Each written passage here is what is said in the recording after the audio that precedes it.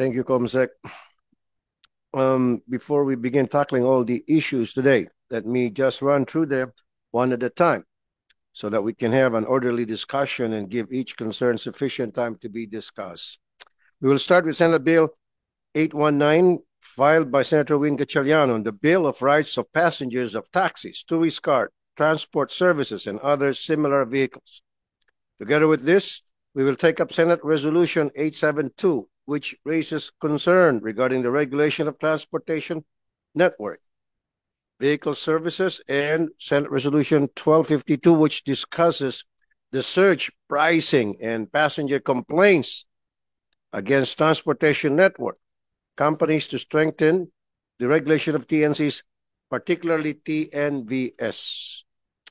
We have to protect the passengers of these types of public transportation because the transaction tends to be a contract of adhesion. Walang choice ang mga tao kundi tanggapin ang terms at rate ng itinakda ng app. We will also take up Senate Bills 104, 1004, 1328, and 1465, filed respectively by Senators Grace Poe, Sani Angaro, Amy Marcos, and Bong Revilla. We are taking up these bills because clearly motorcycles have evolved from just being a private transportation to one that serves the public to transport goods and passengers. And with this recognition, we must provide regulations to protect the public as well as the riders from various incidents, be it criminal acts or accidents. Finally, we will take up Senate Resolution number 1251, which will discuss the recent issuance of MMDA to ban mall-wide sales in the NCR, as well as Senate Resolution 319 regarding the traffic management plan in the Philippines. It seems that this move is very knee-jerk on part of the MMDA. We want to know the reasoning behind this regulation and what study has been made to really show the connection of mall-wide sales to holiday traffic. Let us see if we can balance the interests of the commuting public, the mall operators, and their customers. Ladies and gentlemen, we are constantly traveling and moving. Let us work together to make our public transport system and services efficient and practical. Senator Mark Villar, if you have an opening statement, please do so. Thank you, Chairman. I'd like to express my support for this committee hearing. Lalo na po at palapit na po ang Pasko at kailangan talaga natin i-review ang ating traffic management scheme para malaman natin kung ano pang pwede natin gawin para mabawasan po ang traffic. Kaya very timely po ang hearing na ito. At syempre po, para sa mga ride-sharing services, we need to see how we can further regulate the use of these services para bigyan ng proteksyon ang ating mga pasahero, ang ating mga commuters. So I'm in full support of this hearing, and I commend our chairman for conducting this hearing in this very opportune, very important time when traffic is at its peak. So maraming salamat po. Okay, thank you, Senator Mark Villar. And Senator J.B. Hesito, if you have an opening statement, please do so. Please. Thank you, Mr. Chair. Magandang umaga po sila. Unang-una sa lahat, nagpapasalamat ako kay Chairman of Public Services, Senator Raffy Tulfo, for scheduling this very important hearing. Medyo ano na rin siguro, no? Very significant and ano na siguro, due already, no? Because the motorcycle taxi has been binigyan po to ng provisional operation by DOTR for some time now, and we really need a legal framework, no, na kung saan sila po ay talagang kahit paano magkakaroon po ng basis. Ako po ay nag-file Senate Bill number 167. Kung inyong mapapansin, isa sa mga, kung 167 medyo maaga, one of the very first bills that I filed, dahil ako po ay kilala naman bilang isang rider. Bukod sa amendment to the Motorcycle Crime Prevention Act, which we already passed, yung doble plaka, pasado na po sa Senado, ay ito naman po, ay nagpapasalamat ako kay Senator Raffy Tulfo for taking up this measure right away. Upang pinail po natin ito upang suportahan pagkakaroon ng maayos na regulasyon ng mga motorcycle for or public utility motorcycle. Nakita natin ang malaking ambag sa ekonomiya ng mga motorcycle for hire at delivery riders, lalong-lalo na noong panahon ng pandemya. Kung wala po ang riding community, lalo-lalo na po itong um, mga couriers, ay siguro yung ekonomiya natin ay talagang sumadsad na, Mr. Chair, nung panahon ng pandemya, sila po ang bumuhay. Dahil sa kanila, hindi naparilisa ang mobility ng publiko hanggang ngayon, mahalaga ang papel nila sa pang-araw-araw na buhay na ating mga kababayan, kaya napapanaw na upang tulungan natin na may ayos ang kanila pong operasyon.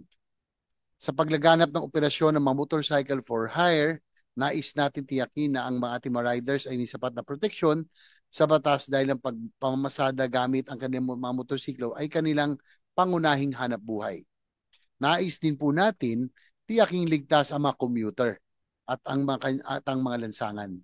Sa pamamagitan po ng regulasyon ng mga motorcycle taxis, matitiyak natin ang mga nag-aalok ng kanilang serbisyo sa mga commuter ay susunod sa mga safety standards na itinakda ng gobyerno. Kaya naman nais ko pong muli pasalamatan ng ating masipag na Chairperson Committee on Public Services, Senator Raffy, sa kanyang pagdinig sa mga proposed bills upang ito'y maisayos at mapagtibay ang operasyon ng mga motorcycle for hire dito sa ating bansa. Hangad po natin, I'm in full support of this committee hearing. Sa laan madali pa ay may pasana na po natin batas na ito dahil nga po 2016 pa yata, no? So 8 years na pong provisional authority to operate ang ating mga motorcycle taxi. So it's about time, long overdue na ito po ay talagang mapag-usapan. So maraming salamat po, Mr. J. Mabuhay ka. Thank you, Senator J.V. Ercito. First things first, I would like to tackle yung mga complaints that my office received from both passengers and drivers of TNBS. Nandito ba yung pisa natin sa Grab, nandito? Grab, and your name is? Attorney Gio Tingson po, Your Honor. And you are the? Head of Public Affairs for Grab Philippines. Okay, that's good enough for me. Thank you. Kapag rush hour at kapag umuulan, bakit napakahirap mag-book sa Grab?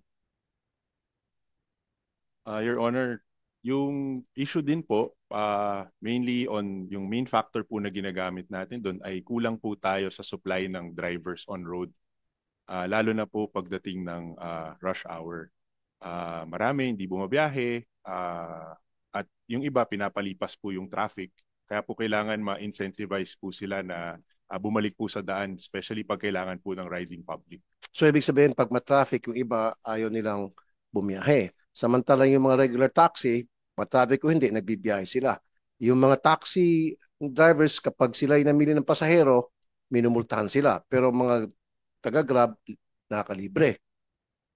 Example ko sa iyo, magbubuk ang isang pasahero sa Grab. Sasabihin, we'll be there in 20 minutes. Okay? Pagdating ng 20 minutes, papa-extend ng another 10 minutes. Na-extend. So, naging 30 minutes na. And then all of a sudden, ika-cancel. Ba't ganon? Maraming beses nangyari yan. So many complaints. Yun po, no, madalas po nga kasi yung waiting time. Bago yan, I'll cut you off. Yes, sir. And then, kapag ang pasahero nag-cancel, malilintikan. 3 strikes. And then after that, hindi ka pwede mag-book for 1 day. Ba't ganon? So lahat paborable sa Grab at hindi paborable sa mga consumer, sa mga pasahero. Go ahead, sir. Sir, Your Honor, yung issue po nung waiting time, yun nga po, no, hinahanap po talaga natin yung pinakamalapit na vehicle o yung isang driver doon sa destinasyon na kung saan magpapasundo po yung ating commuter. No? Kasi nga po, halimbawa, ang pagkakaiba sa public transport system talaga na regular ay pupunta tayo sa mga stasyon or minsan yung iba po magta-tricycle papunta sa sakayan. Dito po kasi dahil point to point po, sinusundo po siya door to door. Nagkakaroon po talaga, sir, ng waiting time. I know. Yes, sir. There's no problem with waiting time. Everybody knows that. Okay?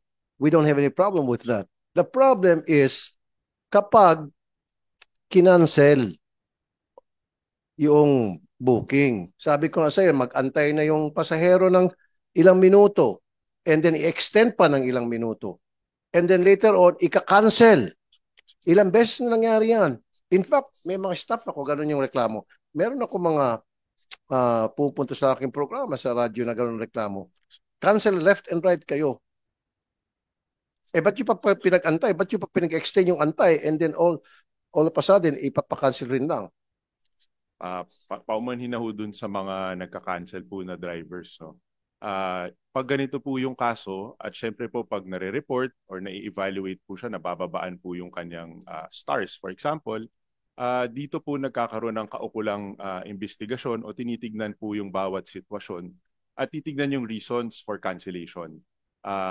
Minsan po, iba-iba po siya eh. But ang importante po ay inire-report din po sa platform para ma-actionan po namin agad. Kapag nakita po na walang substantial reason to cancel mula po sa driver, kami rin po ay nagno-notify at tinatawagan po natin ang ating mga drivers para po masabihan din sila na ang polisiya ay as much as possible, hindi po i-cancela. Okay. Before we go on further, I would like to acknowledge the presence of Senator Bato de la Rosa. Senator de la Rosa, thank you for coming. Sir, sabi ko nga kanina, and I would like to repeat it again, wala tayong problema doon sa pag-waiting time, ano? Sabi mo, binibigyan ng stars kapag nag-cancel. Yung problema kasi natin, yung pinag-antay mo na itong pasahero and then later on, ika-cancel mo rin lang. So sabi mo, binibigyan ng stars itong mga nagka-cancel ng driver left and right. And then pag sinumbong sa inyo, etc. But it continues on and on and on. It keeps on going. So how do you monitor that? Paano mo ninyo masiguro na hindi na magkakaroon ng ganong klaseng serbisyo kayo sa mga suki? Salamat po, Senator. No? Dito po, so yung stars po, binibigay siya kapag post-trip.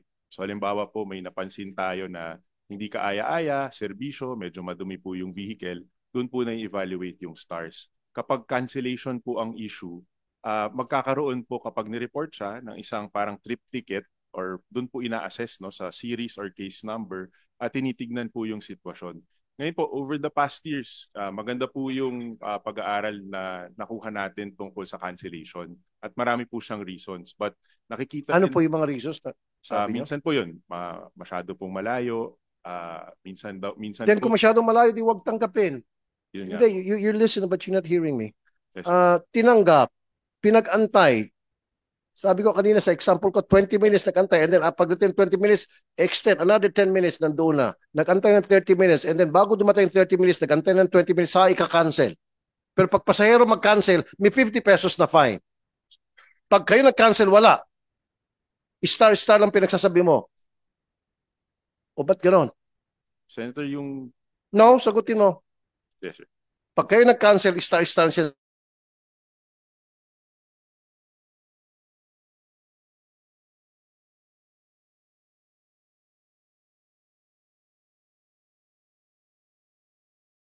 Sabi mo, cancel, suspension, pag 3 times in a row. O ba't gano'n? Lahat puro paborable sa inyo. Paano yung mga consumer ninyo? Pasensya na po dun sa sitwasyon na yun. Pero pag ganun po, yung kabaliktaran naman po ay may kaukulan rin na penalties na nakukuha po ang driver sa paggamit po ng platform ng Grab. So kung napapansin na po na halimbawa cancel po siya ng cancel, sa bahagi rin po ng ating driver, nagkakaroon po ng evaluation kung kailangan pong suspindihin naman ang kanyang account. So dapat, alisin mo na yung pagmumulta ng 50 pesos. Kung may karapatan ang driver mag-cancel, dapat may karapatan din yung consumer mag-cancel. It should go both ways. Hindi one way lamang na kayo lang pwede magpa-cancel at hayahay yung kayong Grab at kita kayo ng kita, taga kayo ng taga. Samantalang pag yung pasahero, mumulta ng 50 pesos. Yes, Your Honor. Ito pong... Pag-aralan niyo po yan. Salamat po, Your Honor. Pag-aralan niyo mabuti yan. It's not fair. Yung cancellation fee po, Mr. Senator, ito po ay alinsunod lang din po sa regulasyon na nakalagay po sa LTFRB. Na maaari pong... Mag-charge ng 50 pesos? Kapag may cancellation fee po kasi tayong tinatawag. Nasaan LTFRB dito? Mr. Chair, may I be recognized? Okay, Attorney Chop I'd like Filagwatis, to Chairperson LTFRB. make a correction. If and when a passenger gets cancelled and appropriate complaint or we were notified, the sanction there is on the first offense is a penalty of 5,000 pesos. The violation is refusal to convey.